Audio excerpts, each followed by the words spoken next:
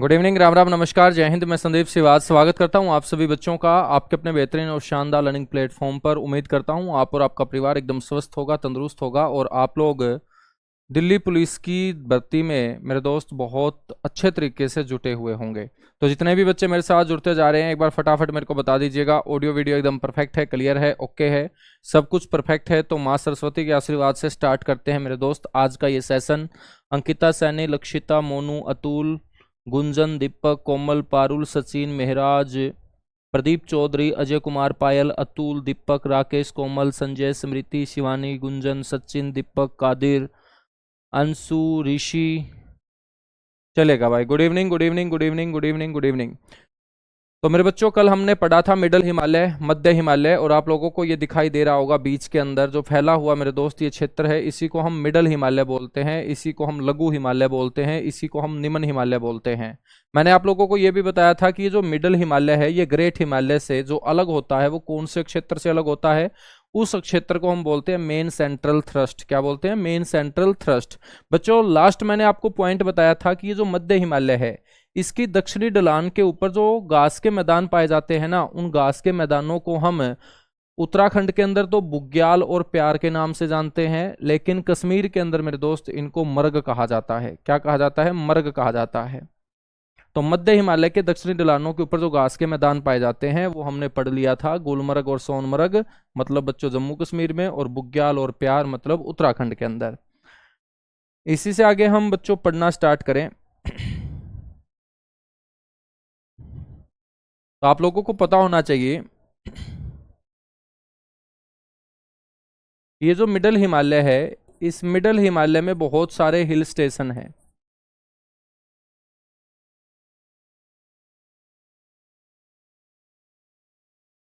ये जो हम मध्य हिमालय पढ़ रहे हैं बेटा, तो इस मध्य हिमालय में बहुत सारे हिल स्टेशन हैं। और कौन कौन से हिल स्टेशन हैं?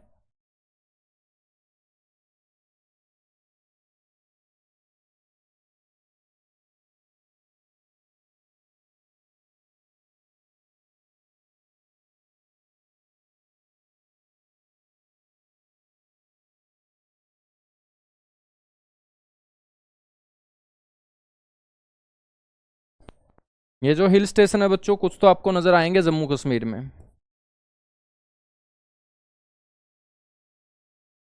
JNK के अंदर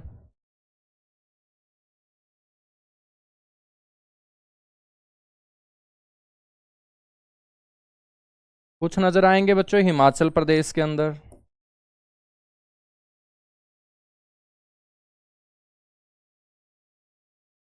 कुछ नजर आएंगे आपको उत्तराखंड के अंदर। और बच्चों एक हिल स्टेशन आपको ध्यान रखना है पश्चिम बंगाल में। ये जितने भी मैं आपको हिल स्टेशन लिखवाऊंगा बच्चों ये मध्य हिमालय के अंदर स्थित होंगे। तो हम जम्मू कश्मीर में पढ़ेंगे, हिमाचल प्रदेश में हिल स्टेशन पढ़ेंगे, उत्तराखंड में हिल स्टेशन पढ़ेंगे, और पश्चिम बंगाल के अंदर हम हिल स्टेशन पढ़ेंगे। बात करें बच्चों जम्मू कश्मीर की, तो जम्मू कश्मीर में एक तो आपको ध्यान रखना है श्रीनगर,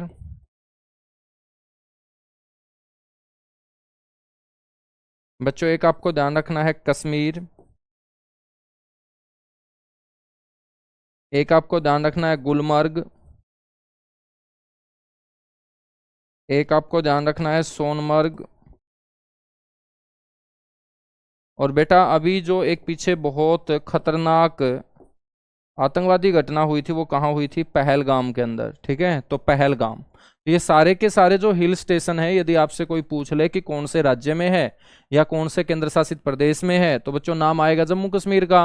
और यदि हिमालय पूछ ले कि कौन से हिमालय में है, तो बच्चों हिमालय होगा हमारा मिडल हिमालय। ठीक है। हिमाचल प्रदेश के अंदर हम बात करें तो हिमाचल प्रदेश के अंदर कुल्लू मनाली,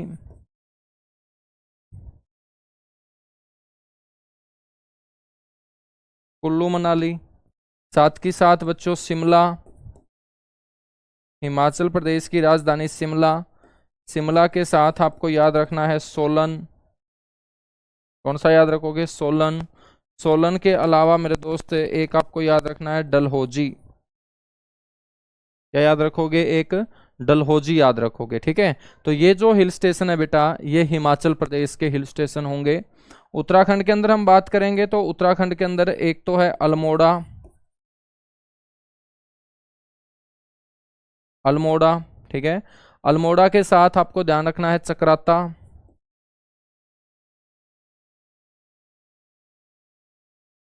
अल्मोड़ा के साथ आपको ध्यान रखना है चक्राता बच्चों। और आपको ध्यान रखना है मसूरी, ठीक है। ये उत्तराखंड के हिल स्टेशन है। और पश्चिम बंगाल का एक हिल स्टेशन आपको याद रखना है जो सबसे अच्छी क्वालिटी की चाय के उत्पादन के लिए जाना जाता है, उसका नाम है दार्जिलिंग। क्या नाम है?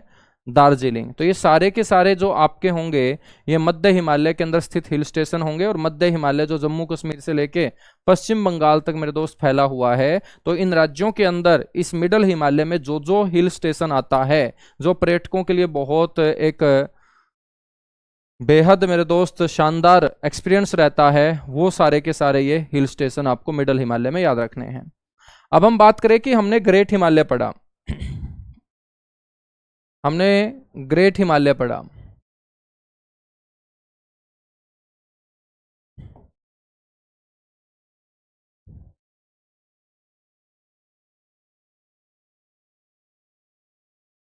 इस तरीके से हमने ग्रेट हिमालय पढ़ा बट, और ग्रेट हिमालय के ठीक नीचे हमने पढ़ा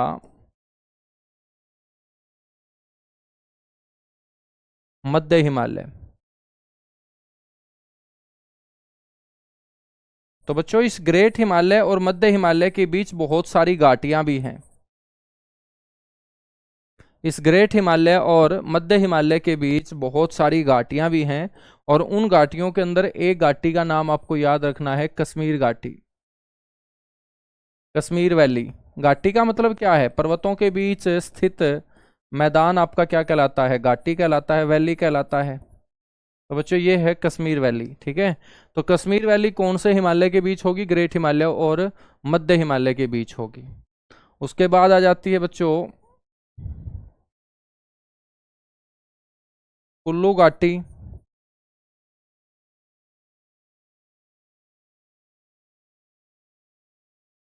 कौन सी घाटी आ जाती है? कुल्लू घाटी आ जाती है। मनाली घाटी आ जाती है।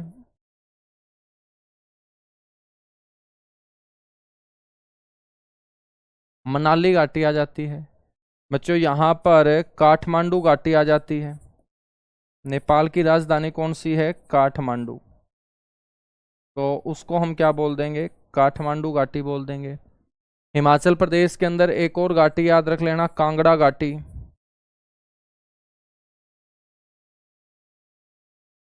कांगड़ा आप लोगों ने हिमाचल प्रदेश में सुना होगा, ठीक है। तो ये सारी की सारी जो वैली होंगी आपकी, ठीक है, वो मेरे दोस्त आपको ध्यान रखना है कहाँ होंगी। ये ग्रेट हिमालय और मिडल हिमालय के बीच स्थित अपने भारत की महत्वपूर्ण घाटियां होंगी।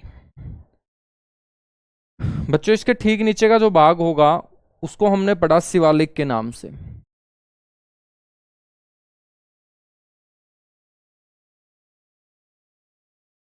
तो ये वाला जो भाग होगा इसी को हम बोलते हैं आउटर हिमालय,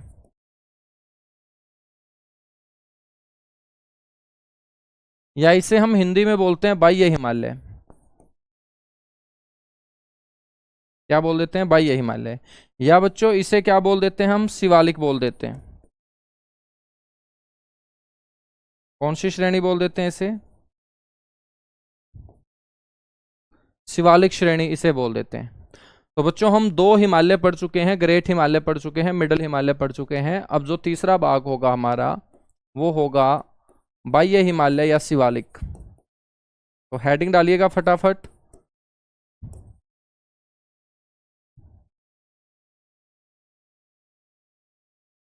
बाह्य हिमालय या शिवालिक। बच्चों सबसे पहला पॉइंट आपको पता होना चाहिए इसकी लोकेशन को लेकर, ठीक है। बच्चों लोकेशन जो होगी वो क्या होगी कि ये वाला जो भाग है वो हमारा मिडल हिमालय है। तो मिडल हिमालय के ठीक आगे क्या आएगा? शिवालिक आएगा। तो बेटा एक तो आपको ये पता होना चाहिए कि मिडल हिमालय और शिवालिक के बीच वो कौन सा भाग है जो इन दोनों को एक दूसरे से अलग करेगा। मेरे दोस्त, जो इन दोनों को एक दूसरे से अलग करता है उसको हम बोलते हैं मेन बाउंड्री फॉल्ट। क्या बोलते हैं उसको? उसको हम बोलते हैं मेन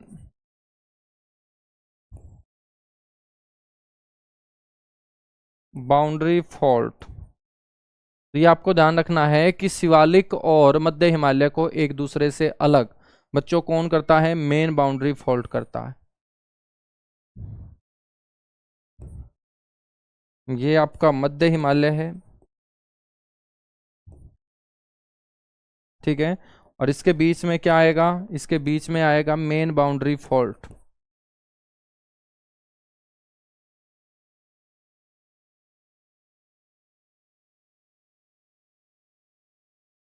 और इस मेन बाउंड्री फॉल्ट के ठीक नीचे बच्चों आपको कौन सी रेंज नजर आएगी? शिवालिक रेंज नजर आएगी।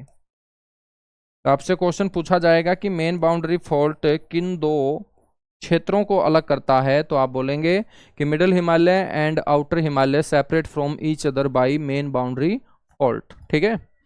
बच्चों स्थिति जो है वो आप लोगों को दिखाई दे रही होगी कि यदि ये मिडल हिमालय है तो मिडल हिमालय के ठीक नीचे, नीचे वाली दिशा क्या होगी बच्चों? दक्षिण होगी। तो आपको स्थिति बतानी है कि ये मध्य हिमालय के दक्षिण में है।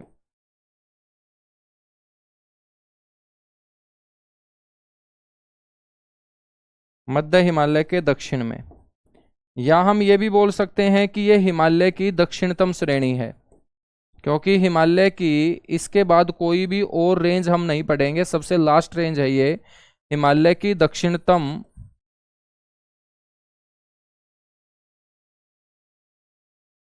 श्रेणी है बच्चों, रेंज है, ठीक है। तो इसे हम बोल देंगे बेटा कि southern most range of Himalaya. Southern most range of Himalaya. तो ये हिमालय की सबसे दक्षिणतम रेंज है। इसके बाद हिमालय क्या हो जाता है? आपका खत्म हो जाता है, ठीक है। बच्चों हम बात करें तो ये हिमालय का सबसे बाद में बना हुआ भाग भी है। इसका जो निर्माण हुआ है वो सबसे बाद में हुआ है, और जिसका निर्माण सबसे बाद में होगा बच्चों वो कैसी रेंज मानी जाएगी? वो आपकी नई रेंज मानी जाएगी। तो ये हिमालय की सबसे नवीनतम रेंज भी है, क्योंकि जो सबसे बाद में बनेगा वही तो नया होगा। तो ये हिमालय की क्या हो जाएगी? सबसे नवीनतम श्रेणी हो जाएगी। तो ये जरूर आप याद रखें कि ये हिमालय की सबसे नवीनतम क्या होगी? श्रेणी होगी। इंग्लिश में हम बोल देंगे newest mountain range of Himalaya या newest range of Himalaya. Himalaya की बच्चों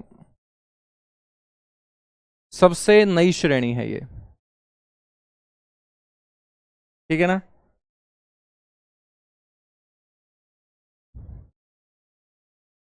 बहुत बढ़िया Tamanna, thank you thank you thank you. जिनको बच्चों राइटिंग अच्छी लग रही है ना तो उनका बहुत बहुत धन्यवाद। लेकिन राइटिंग के साथ साथ मेरे को ये भी आप लोग हौसला दीजिएगा कि आप लोगों के अच्छे से समझ में तो आ रहा होगा ना, मेरी एक एक बात आप लोगों के अच्छे से समझ में आ रही है ना बच्चा?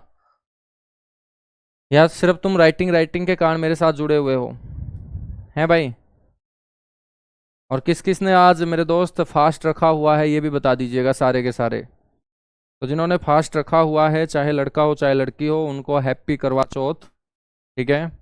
यदि आप लोगों की शादी हो रखी है तो आपके जीवन साथी की उम्र जो है ना वो बहुत ज़्यादा हो, कछुए से भी ज़्यादा जिए आपका जीवन साथी, और आप भी उनके साथ जिए।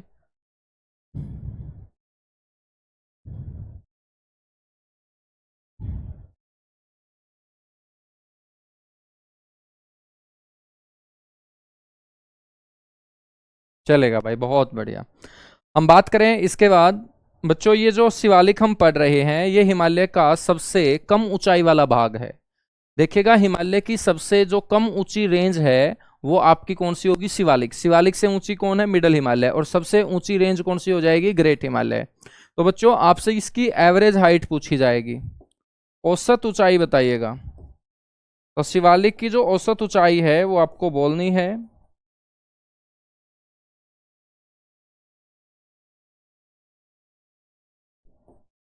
900 से 1100 मीटर, 900 से 1100 मीटर, ठीक है बच्चों। ये हिमालय का सबसे बाद में बना भाग है, हिमालय की सबसे नवीनतम श्रेणी है, तो ये इतनी मजबूत नहीं हो पाई होगी, इतनी कठोर नहीं हो पाई होगी। तो जब भी बच्चों मानसून आता है तो वर्षा की बूंदें जब इस शिवालिक क्षेत्र में गिरती है, तो बच्चों ये इतना मजबूत न होने के चलते वो वर्षा की बूंदें बच्चों यहाँ मिट्टी को काटना शुरू कर देती है, और मिट्टी के कटने को हम बोलते हैं मृदा अपरदन, या हम बोल सकते हैं सोयल एरोजन। तो आपसे पूछा जाएगा कि हिमालय के कौन से भाग में सबसे ज्यादा मृदा अपरदन होता है, तो आपको बोलना है हिमालय के इसी भाग में, या हिमालय की इसी श्रेणी में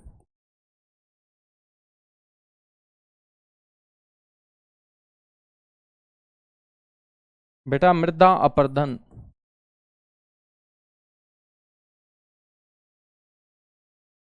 जिसको हम बोलेंगे सोयल एरोजन।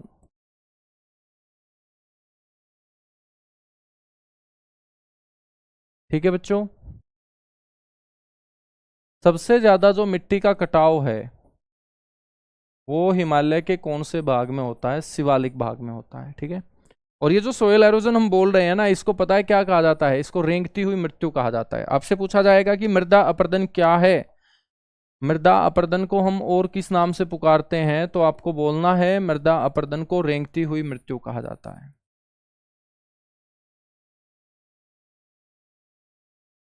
रेंगती हुई मृत्यु के नाम से इसे हम जानते हैं। जिस तरीके से हमने पढ़ा था कि ग्रेट हिमालय फैला हुआ है जम्मू कश्मीर से लेकर अरुणाचल प्रदेश तक, तो बेटा ये भी जो फैली हुई है शिवालिक श्रेणी, ये जम्मू कश्मीर से लेकर अरुणाचल प्रदेश तक फैली हुई।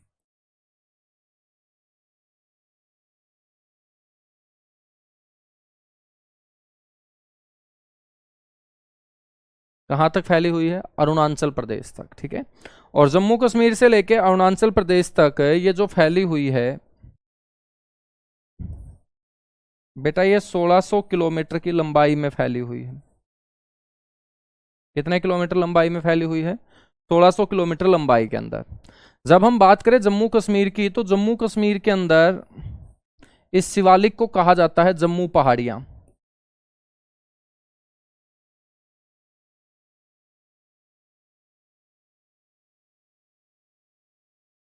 क्या बोला जाता है इसे, जम्मू पहाड़ियों के नाम से जाना जाता है, ठीक है। उसके बाद हम बात करें तो ये जो अरुणाचल प्रदेश वाला इलाका है, अरुणाचल प्रदेश में इसको अलग अलग नामों से पुकारा जाता है। बच्चों अरुणाचल प्रदेश में इसको एक तो कहा जाता है डाफला पहाड़ी,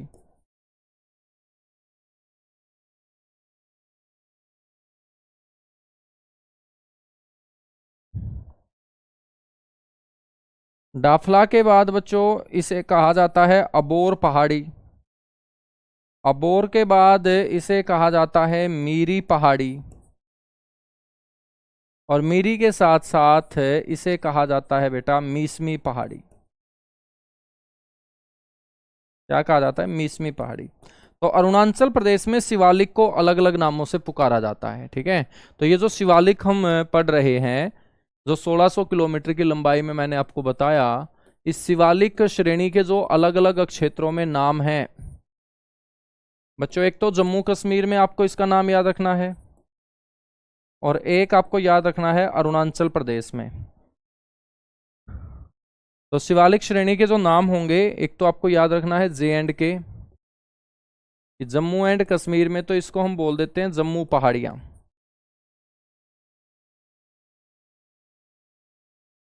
ठीक है। बाकी जगह इसे शिवालिक ही कहा जाता है। फिर इसके जो नाम बदलते हैं वो कहाँ बदलते हैं, अरुणाचल प्रदेश में।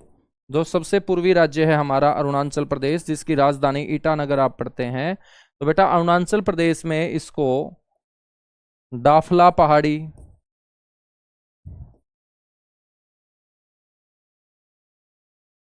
अबोर पहाड़ी,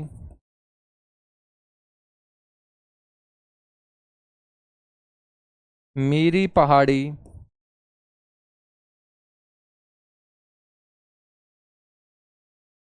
और मीसमी पहाड़ी के नाम से जाना जाता है।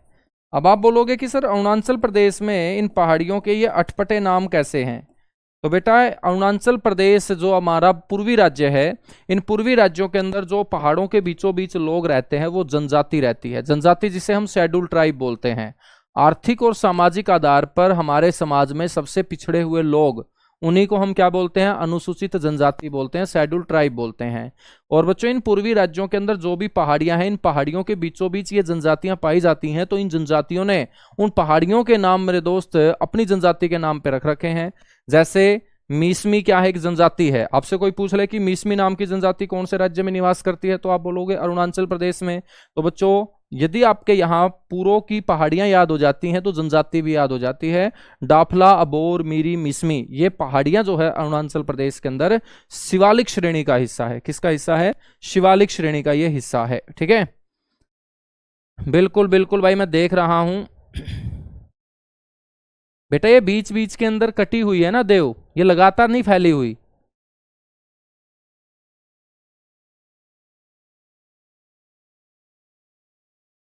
लैटिट्यूड एंड लॉन्गिट्यूड हम बाद में पढ़ेंगे, अभी नहीं पढ़ाया मैंने।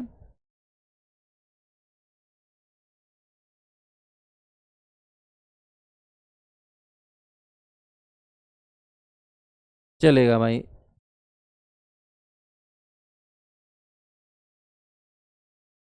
बहुत बढ़िया, बहुत बढ़िया, बहुत बढ़िया। सर जी एक नंबर का समझ में आ रहा है, बिल्कुल मीटर खींच के चल रखा है हम लोगों ने।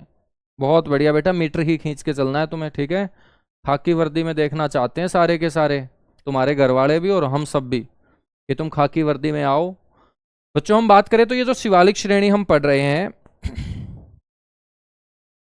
इस शिवालिक श्रेणी को मेरे दोस्त पूर्व के तरफ दून के नाम से जाना जाता है और पश्चिम में मेरे दोस्त इसे क्या कहा जाता है? द्वार कहा जाता है। तो आपको ध्यान रखना है शिवालिक श्रेणी के अंतर्गत जो घाटी आती है बच्चों,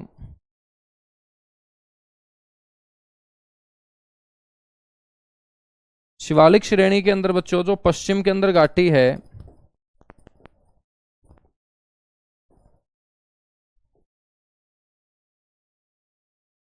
पश्चिम का मतलब लेफ्ट हैंड साइड की तरफ, उसको हम बोलेंगे दून। क्या बोलेंगे? दून। और एग्जाम्पल के लिए मैं आपको बता दूं, उत्तराखंड की राजधानी का नाम क्या है? देहरादून। तो कोई भी शहर जिसके नाम के पीछे दून जुड़ा हो, समझ लेना मेरे दोस्त वो शिवालिक क्षेत्र की घाटी होगी। और पूर्व के अंदर इसे किस नाम से जाना जाता है? पूर्व में बेटा इसे पुकारा जाता है द्वार के नाम से। और हम बात करें तो पूर्व में एक शहर मैं आपको एग्जाम्पल के लिए बताता हूं, जहां गंगा सबसे पहले मैदानी भाग में आती है, उसका नाम है हरिद्वार। क्या है? हरिद्वार। तो आपसे पूछ ले कि हरिद्वार और देहरादून बच्चों कौन से पर्वतीय क्षेत्र में आते हैं, तो आप बोलोगे शिवालिक में आते हैं। या दून या द्वार घाटी का क्षेत्र कहाँ स्थित है, तो आप बोलोगे शिवालिक में स्थित है। ठीक है, शिवालिक में स्थित है। तो मेरे दोस्त आपके तीनों के तीनों भाग हिमालय के कंप्लीट हो चुके हैं। और जो हम पढ़ रहे थे उत्तर का पर्वतीय प्रदेश, तो उस उत्तर के पर्वतीय प्रदेश में दो पार्ट अपने कंप्लीट हो चुके हैं। एक ट्रांस हिमालय में पूरा का पूरा आपको पढ़ा चुका हूं, एक हिमालय पढ़ा चुका हूं। अब बेटा हम पढ़ेंगे पूर्वांचल की पहाड़ियां। तीसरा जो भाग होगा उत्तर के पर्वतीय प्रदेश का, तीसरा जो भाग होगा बच्चों, उसको हम बोलेंगे ईस्टर्न हिल्स।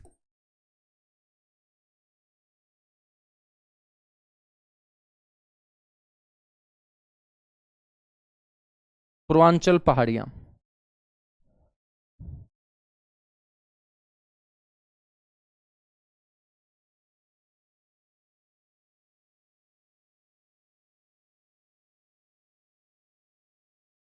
Eastern hills. बेटा नाम से ही पता चल रहा है कि भारत के पूर्व के राज्यों के अंदर जो जो पहाड़ियां होंगी उन्हीं को हम क्या बोलेंगे? पूर्वांचल की पहाड़ियां बोलेंगे। उन्हें हम क्या बोलेंगे? पूर्वांचल की पहाड़ियां बोलेंगे। तो आपने भारत का मानचित्र तो खूब देख रखा होगा ना? यदि आपने भारत का मानचित्र खूब देख रखा है,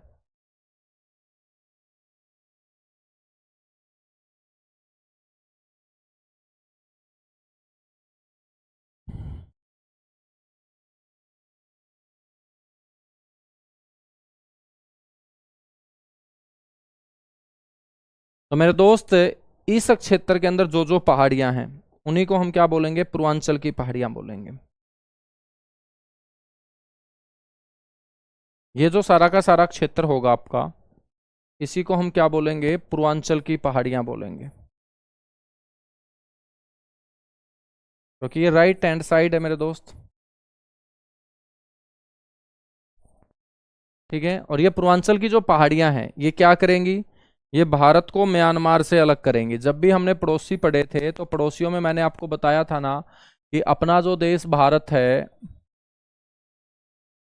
और बेटा जो हमारा पड़ोसी है पूर्व के अंदर म्यांमार, जिसको हम पहले बर्मा बोलते थे, तो भारत और म्यांमार को एक दूसरे से अलग कौन सी पहाड़ियां करती है, पूर्वांचल पहाड़ियां। तो भारत और म्यांमार के बीच मेरे दोस्त ये एक तरीके से आपका प्राकृतिक विभाजन है, नेचुरल डिवीजन है। ठीक है, क्योंकि प्रकृति ने ही बॉर्डर के ऊपर ये पहाड़ियां बना के दी हैं। इन पहाड़ियों के राइट हैंड साइड में म्यांमार है, तो लेफ्ट हैंड साइड में हमारा भारत है। बच्चों हम बात करें तो अपने भारत के पूर्व में जो आपको राज्य नजर आएगा उस राज्य का नाम क्या है, अरुणाचल प्रदेश। और अरुणाचल प्रदेश के अंदर एक पहाड़ी है जिसका नाम है पटकाई बूम। कौन सी पहाड़ी है, पटकाई बूम पहाड़ी। तो आपको ध्यान रखना है कि पूर्वांचल के अंदर मेरे दोस्त अरुणाचल प्रदेश के अंदर कौन सी पहाड़ी आपको पढ़ने को मिलेगी। यदि पेपर में पूछ ले कि अरुणाचल प्रदेश में कौन सी पहाड़ी स्थित है, तो हमने शिवालिक की पहाड़ियां तो पढ़ी थी, अबोर, डाफला, मीरी, मिसमी। बच्चों एक पहाड़ी जो बिल्कुल म्यांमार के बॉर्डर के ऊपर है उसको हम बोलते हैं पटकाई बूम। और ये पटकाई बूम नाम की पहाड़ी बच्चों सीमा बनाती है किस किस के बीच, आपको बोलना है म्यांमार और अरुणाचल प्रदेश के बीच। ठीक है, तो ये पटकाई बूम की जो पहाड़ी है ये किस किस के बीच बॉर्डर बनाती है, एक तो म्यांमार और एक मेरे दोस्त अरुणाचल प्रदेश। बातें क्लियर हुई।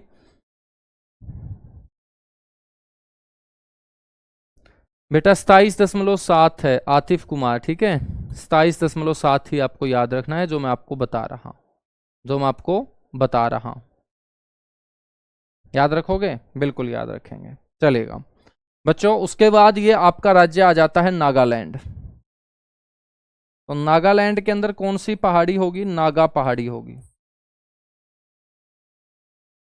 नागालैंड के अंदर कौन सी पहाड़ी है, नागालैंड के अंदर सर नागा पहाड़ी है।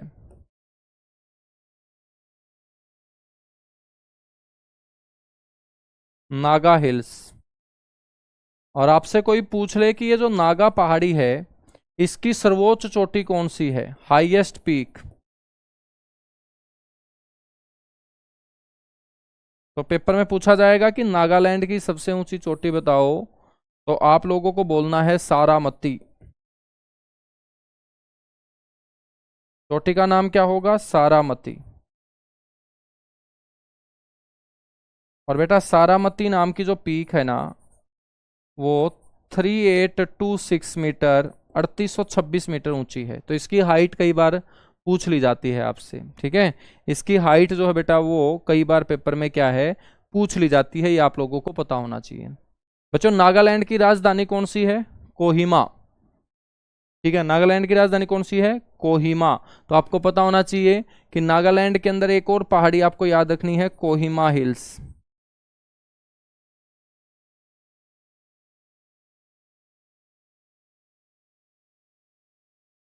कोहिमा पहाड़ी। नागालैंड भारत के अंदर 16वां राज्य बनाया गया था बच्चों 1963 के अंदर, 1963 के अंदर। और नागालैंड एक ऐसा राज्य है जिसकी ऑफिशियल लैंग्वेज क्या है, इंग्लिश है मेरे दोस्त।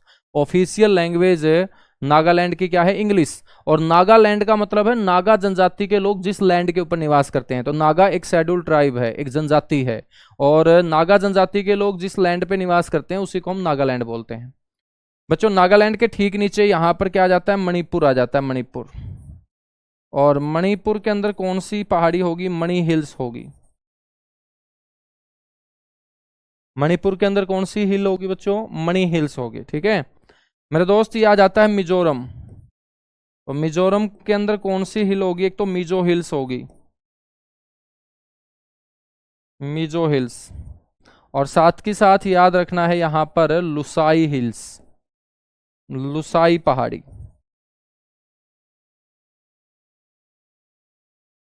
तो नागालैंड के बाद मणिपुर, और मणिपुर के अंदर आपको याद रखनी है कौन सी हिल्स है बेटा, मणि हिल्स। उसके बाद आ जाओ तुम मिजोरम। मिजोरम के अंदर कौन सी पहाड़ी याद रखोगे, मिजो हिल्स। और मिजो हिल्स के साथ साथ एक और पहाड़ी मैंने आपको बताई है लुसाई, लुसाई हिल्स। बेटा ये जो मिजोरम है ना, याद रखना है इसको हम मोलेसिन बेसिन भी बोलते हैं। तो एक नया जबरदस्त क्वेश्चन आपको मैं बता रहा हूं।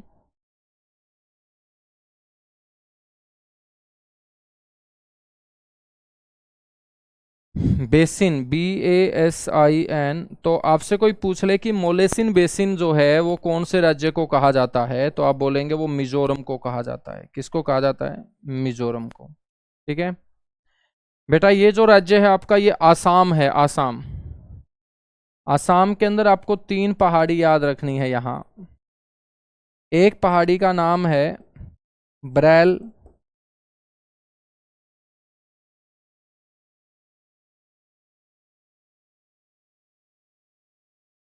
एक का नाम है बेटा मिकीर,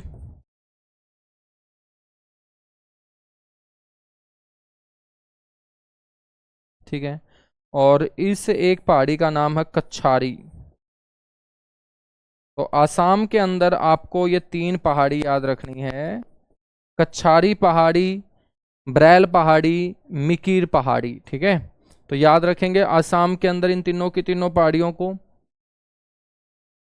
तो एक का नाम है ब्रैल, एक का नाम है मिकीर,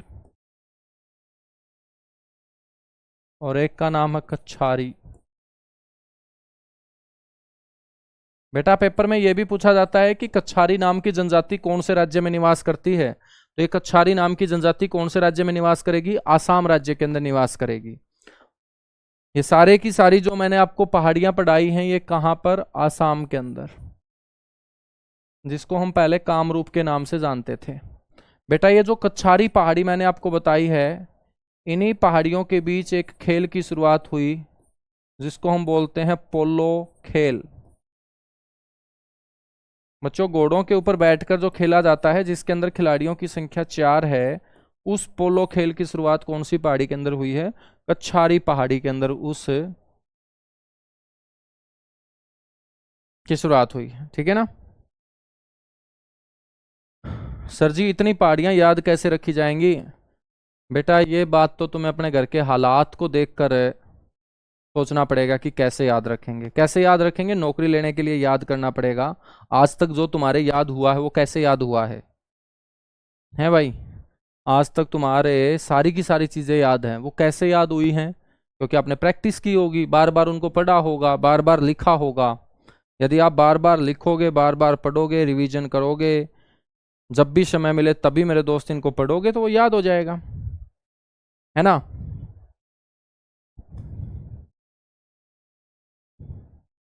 हाँ, इनमें जो सबसे ऊंची चोटी होगी वो सारामती ही होगी। ठीक है, जितनी भी मैंने पहाड़ियां आपको बताई हैं पूर्वांचल के अंदर मैंने जितनी भी आपको पहाड़ियां बताई हैं उनमें सबसे ऊंची चोटी बच्चों, या सबसे ऊंची पहाड़ी नागा हिल्स होगी, जिसकी सर्वोच्च चोटी है, हाईएस्ट पीक है बच्चों आपकी सारामती 3826, 3826 मीटर।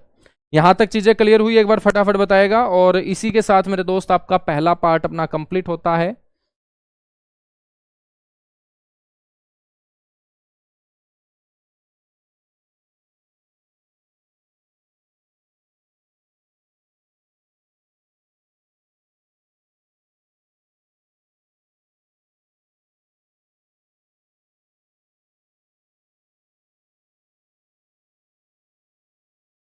बिल्कुल देखिएगा, बहुत बढ़िया। एक दो बच्चे बोल रहे हैं कि सर वर्दी के लिए हमें कुछ भी याद रखना पड़े हम रख लेंगे।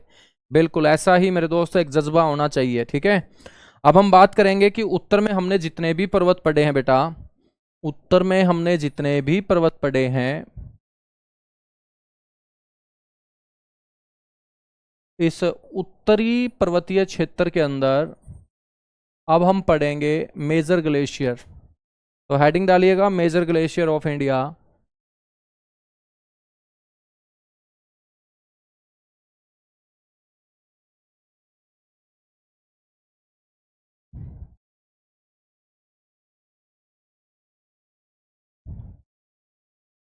भारत के प्रमुख ग्लेशियर हम पढ़ेंगे। अब मैं आप लोगों से पूछूं कि क्या होता है ग्लेशियर, तो आपको बोलना है एक गतिशील बर्फ की राशि को हम क्या बोलते हैं बेटा, ग्लेशियर बोलते हैं। ठीक है, आपसे कोई पूछ ले कि क्या होता है ग्लेशियर, ग्लेशियर की डेफिनेशन आप दो, तो ग्लेशियर जिसे हम बोलते हैं हिमनद,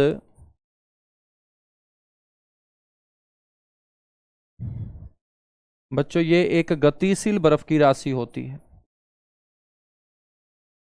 एक ऐसी बर्फ जिसके अंदर मूवमेंट होती है, खुद पिघले खुद जमे, ऐसी बच्चों गतिशील बर्फ की राशि को हम क्या बोल देते हैं, ग्लेशियर बोल देते हैं। आपसे कोई पूछ ले कि भारत में लगभग कितने ग्लेशियर हैं, तो बेटा भारत में लगभग 15,000 ग्लेशियर हैं। तो आपसे पूछ ले कि भाई भारत में लगभग कितने ग्लेशियर हैं, तो आपको बोलना है 15,000 ग्लेशियर हैं भारत के अंदर लगभग। तो आपसे ये पूछ ले कि भाई सबसे ज्यादा ग्लेशियर भारत के अंदर कहाँ आपको नजर आएंगे,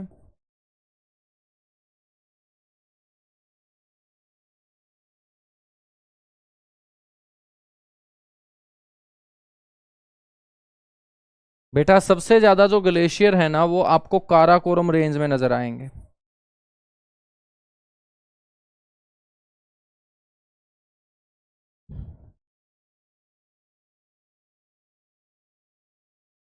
काराकोरम श्रेणी के अंदर सबसे ज्यादा आपको ग्लेशियर नजर आएंगे।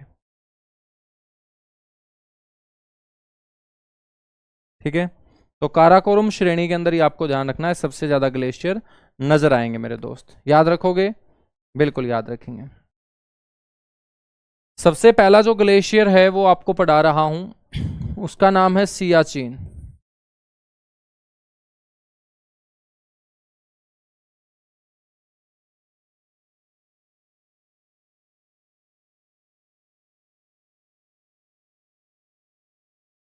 सियाचिन ग्लेशियर। तो सबसे पहले तो आपका मन करता होगा कि हम इसकी लोकेशन देखें, क्योंकि एक बार लोकेशन बच्चों आंखों में आ जाती है ना तो फिर वो भूली नहीं जाती। तो यदि मैं आप लोगों को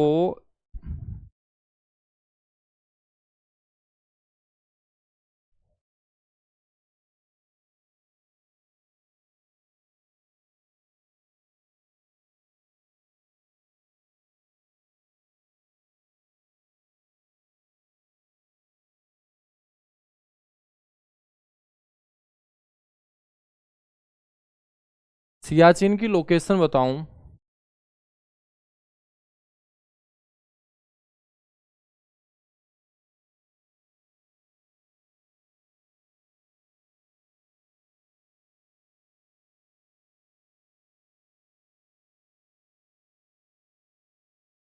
तो बेटा यहां पर है ये सियाचिन।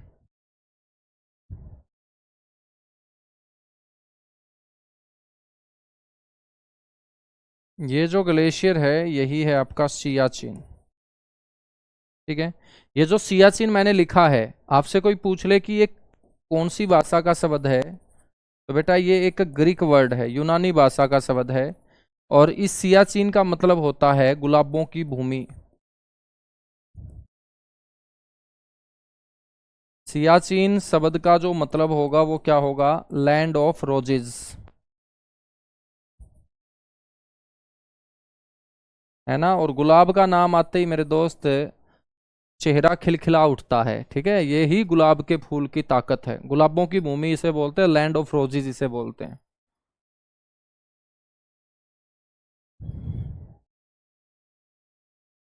बच्चों ये जो सियाचिन ग्लेशियर होगा,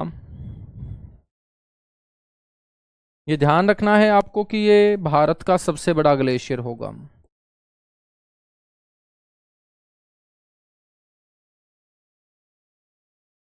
लार्जेस्ट ग्लेशियर है, भारत का सबसे बड़ा ग्लेशियर।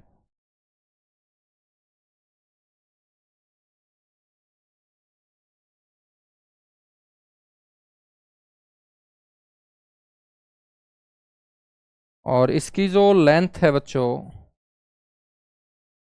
वो 76 किलोमीटर है। ठीक है, कई किताबों में 72 भी लिखा हो सकता है। तो यदि दोनों ऑप्शन में है तो 76 करेंगे। तो बच्चों 76 किलोमीटर इसकी क्या है, लेंथ है। ये भारत का सबसे बड़ा ग्लेशियर है। हम बात करें तो ये कहाँ स्थित है, काराकोरम रेंज में स्थित है, located in Karakoram range. Karakoram श्रेणी में मेरे दोस्त कौन से केंद्र शासित प्रदेश में, लद्दाख में, लद्दाख क्षेत्र में ये क्या है, स्थित है। सियाचिन जो ग्लेशियर है, आपको ये ध्यान रखना है, ये भारत और पाकिस्तान के बीच विवाद का कारण भी है।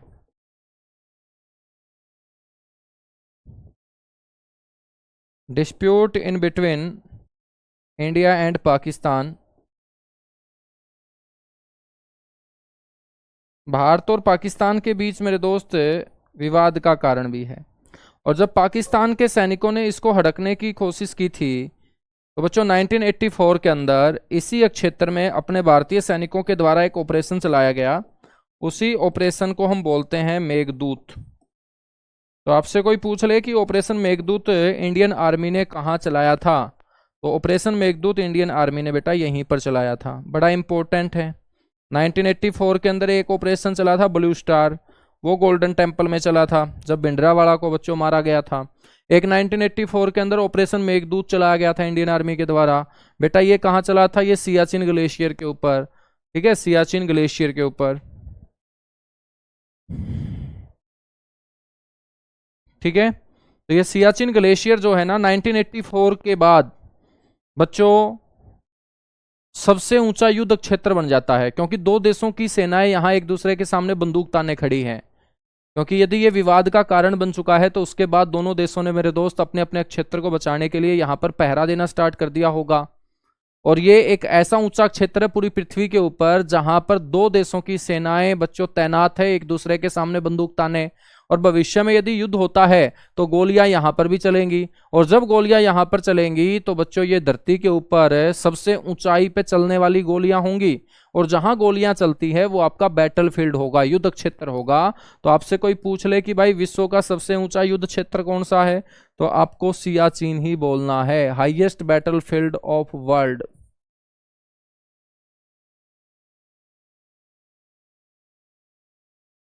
हाईएस्ट बैटल फील्ड है ये। ठीक है, सबसे ऊंचा युद्ध क्षेत्र है ये, क्योंकि यहां पर भारत और पाकिस्तान के सैनिक एक दूसरे के सामने बंदूक ताने हमेशा खड़े रहते हैं।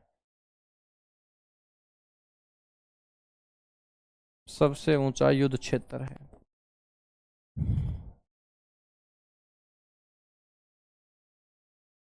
ठीक है बच्चों, ये जो लद्दाख है ना, इसको कोल्ड डेजर्ट भी बोलते हैं हम, शीत मरुस्थल भी बोलते हैं। तो आपसे पूछ ले कि कोल्ड डेजर्ट कौन है, तो आप बोलेंगे लद्दाख।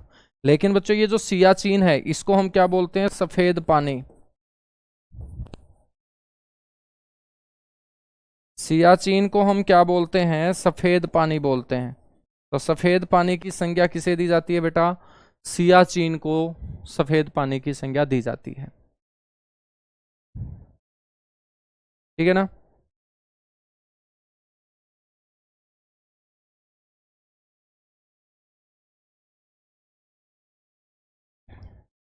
यहां तक चीजें कंप्लीट हुई, बताइएगा एक बार।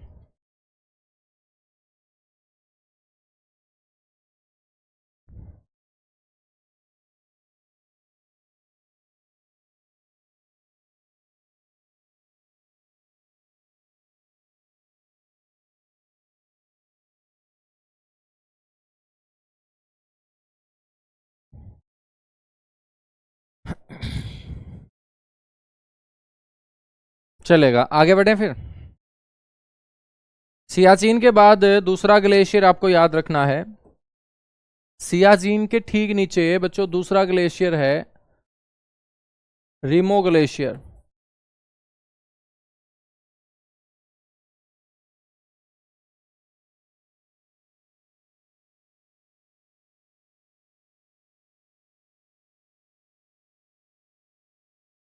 बेटा रीमो ग्लेशियर भी जो है ना ये काराकोरम रेंज में स्थित है।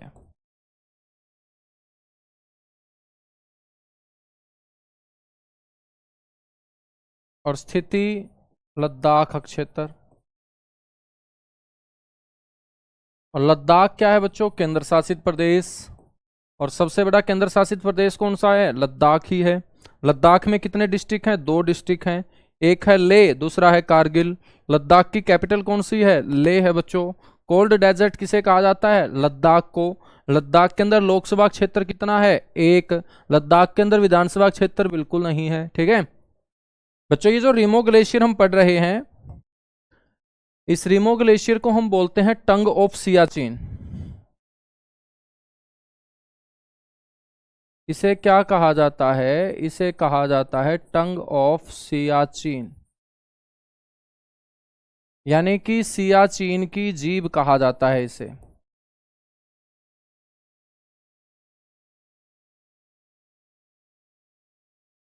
टंग ऑफ सियाचिन, इसे क्या बोलते हैं? सियाचिन की जीभ बोलते हैं।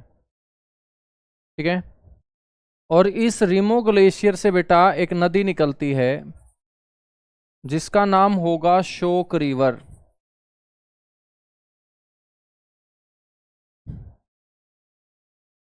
शोक रिवर का ओरिजिन पॉइंट है मेरे दोस्त, ये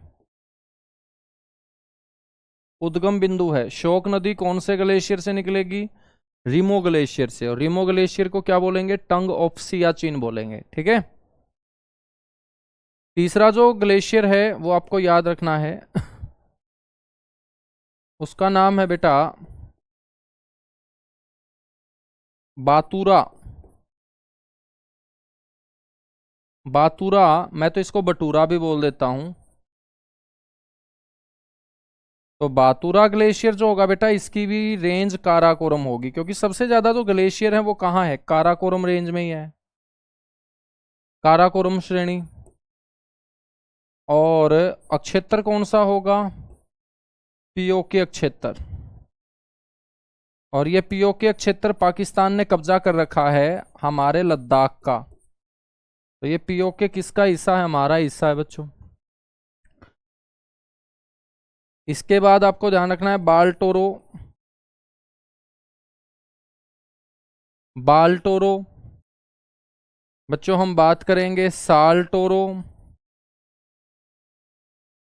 बाल्टोरो साल्टोरो दोनों के दोनों ग्लेशियर आपके काराकोरम रेंज में है, काराकोरम श्रेणी। क्षेत्र कौन सा होगा बेटा? लद्दाख होगा।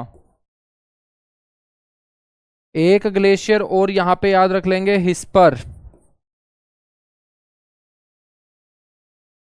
हिस्पर ग्लेशियर रेंज कौन सी होगी? काराकोरम।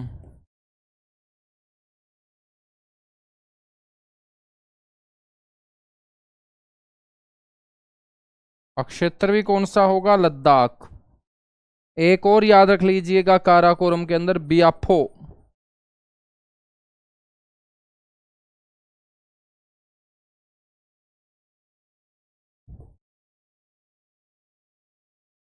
बियाफो ग्लेशियर ये भी कहाँ है? काराकोरम रेंज में।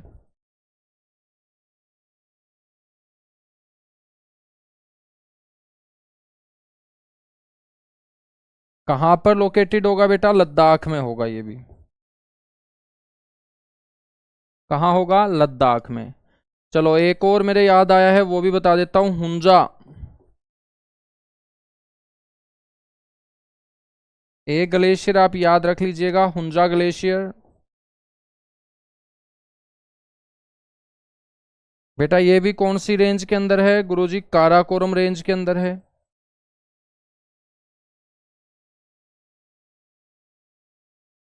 और कहाँ है काराकोरम श्रेणी के अंदर? बेटा ये भी लद्दाख में है। कहाँ है? लद्दाख के अंदर। ठीक है ना।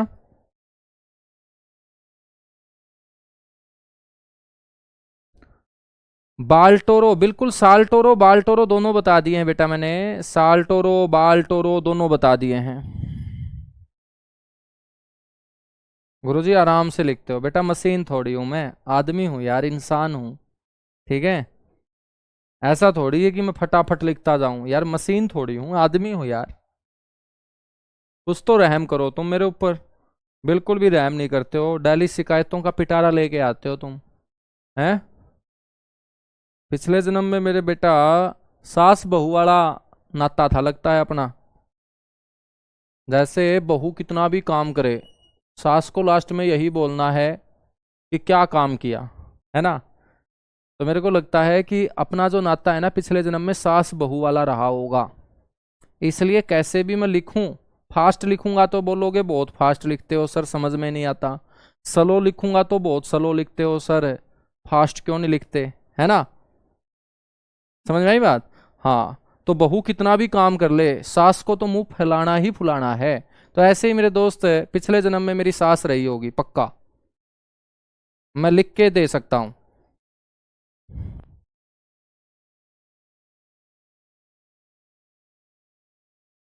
चलेगा, आगे आ जाओ फिर। हम बात करें बच्चों, नेक्स्ट ग्लेशियर आपको याद रखने हैं उत्तराखंड के अंदर।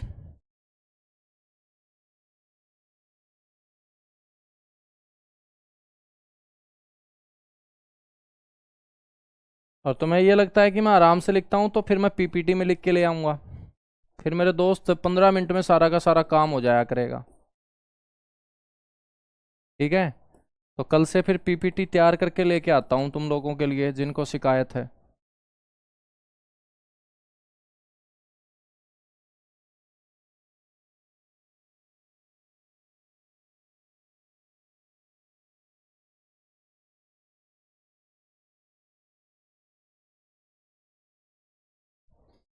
हम बात करें बेटा, सबसे पहले उत्तराखंड के अंदर जो ग्लेशियर आपको याद रखना है उसका नाम है गंगोत्री।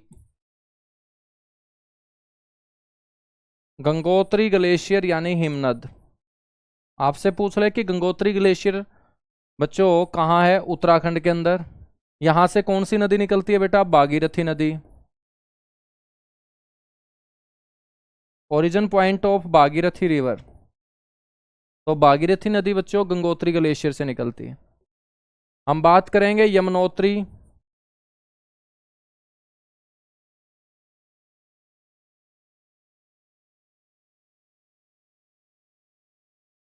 बेटा यमुनोत्री ग्लेशियर जो है ये गढ़वाल क्षेत्र में है।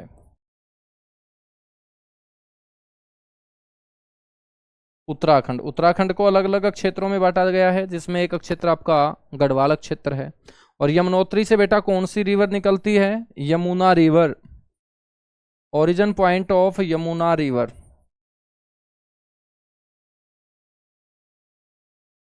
नेक्स्ट आपको ध्यान रखना है चंपासर ग्लेशियर।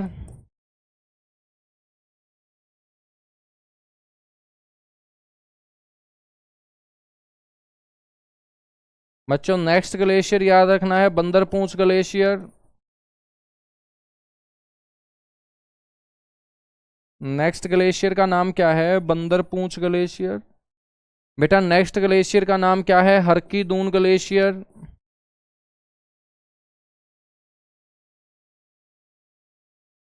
और हरकी दून ग्लेशियर से एक नदी निकला करती थी बेटा, ये भी गढ़वाल क्षेत्र में है। और वो नदी ऋग्वेद काल की सबसे पवित्र नदी मानी जाती थी, और ऋग्वेद काल की सबसे पवित्र नदी के रूप में जाना जाता है सरस्वती को। तो हम बोलेंगे origin point of Saraswati river.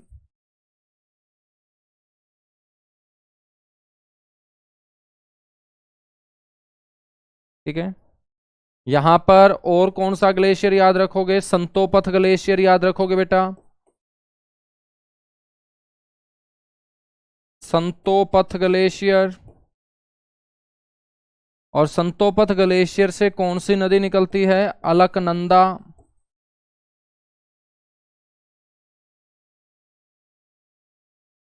ठीक है। संतोपथ के बाद बेटा याद रखेंगे चेराबड़ी ग्लेशियर या चेराबाड़ी ग्लेशियर। बेटा चेराबाड़ी ग्लेशियर से जो नदी निकलती है उसका नाम है मंदाकिनी। तो जब नदियां पढ़ेंगे ना बच्चों तब हम इन ग्लेशियर का नाम दोबारा से लेंगे। ठीक है, चेराबाड़ी ग्लेशियर। इसके बाद आपको ध्यान रखना है मिलम ग्लेशियर।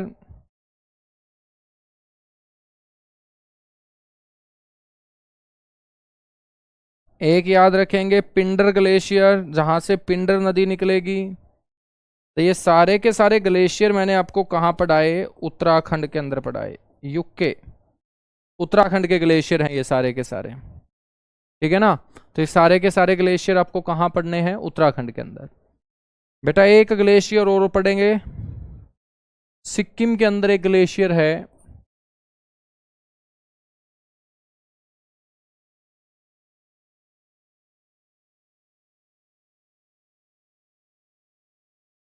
और सिक्किम के अंदर स्थित उस ग्लेशियर का नाम है जेमू ग्लेशियर।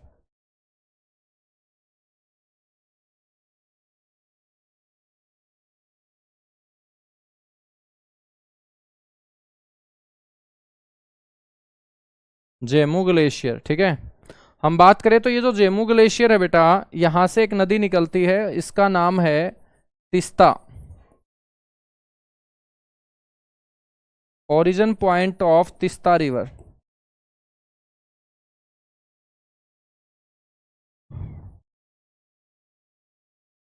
तो याद रखेंगे origin point of Teesta river कौन सा ग्लेशियर हो जाएगा? जेमू ग्लेशियर हो जाएगा।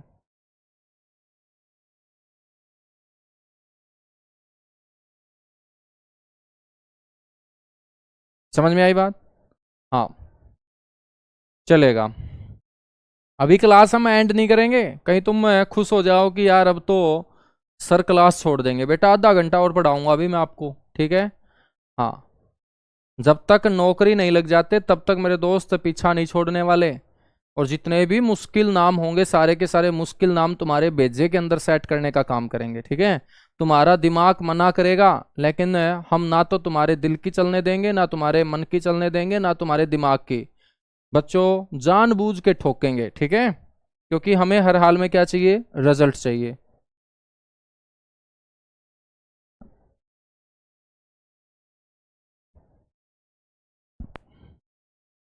सर जी जल्दी जल्दी लिखा करो।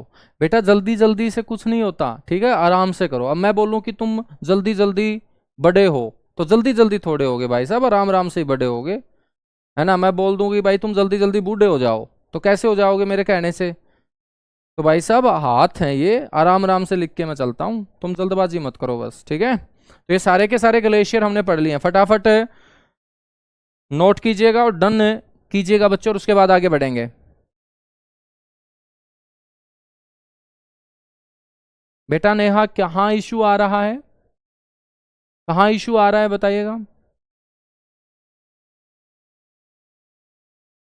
अच्छा आज करवा चौथ है सर, आज तो जल्दी छोड़ दो। अच्छा क्या बात है बेटा, व्रत खोलना है क्या? कई तो ऐसे भी होंगे हमारे ऊत बच्चे जिनकी शादी नहीं हो रखी, और वो भी दूसरों को व्रत खोलते हुए देखेंगे, और फिर छलनी के आगे खुद को मेरे दोस्त फील करेंगे कि मैं ही खड़ा हूं। बेटा जब तक तुम सरकारी नौकरी नहीं लगोगे तब तक छालनी के आगे नहीं आओगे। खास तौर पे जो हरियाणा वाला बच्चा है, ये ध्यान से सुन ले मेरी बात।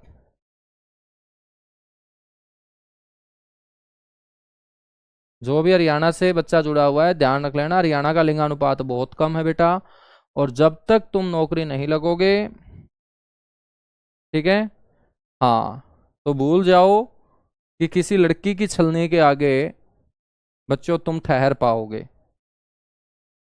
लेकिन अब की बार तुम लोगों के लिए बहुत बेहतरीन कंटेंट पूरी की पूरी टीम लेके आई है, और अगली बार का जो करवा चौथ है ना, वो सारे के सारे भाई हम मिलके मनाएंगे, ठीक है, क्योंकि तब तक तुम नौकरी लग जाओगे। नौकरी लगने के बाद मेरे दोस्त कहीं ना कहीं तुम्हारा जुगाड़ भी बैठ जाएगा, और एक बार जुगाड़ बैठ गया बेटा फिर सारी उम्र करवा चौथ खेलना है, ठीक है। तो चलेगा, thank you, bye bye, love you, आप सभी को ढेर सारा प्यार। आज के लिए इतना सा ही हम करेंगे, और बेटा कल अपनी क्लास नहीं होगी, ठीक है। अपनी क्लास जो है वो 5 दिन हुआ करेगी, मंडे टू फ्राइडे। और फ्राइडे का जो अपना टाइम होगा वो मैं 1 घंटे से बढ़ा के 1.5 घंटा कर दिया करूंगा, ठीक है ना। तो फ्राइडे को हम 1.5 घंटा क्लास कर लिया करेंगे, ठीक है। चलेगा बच्चों, thank you, bye bye, love you आप सभी को।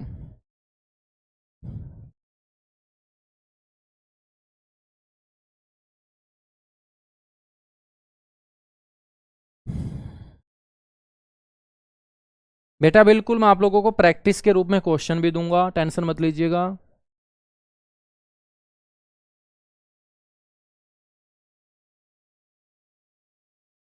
सिक्किम के अंदर एक ग्लेशियर है, जेमू नाम का ग्लेशियर, और इस ग्लेशियर से एक नदी निकलती है जिसका नाम है तीस्ता रिवर।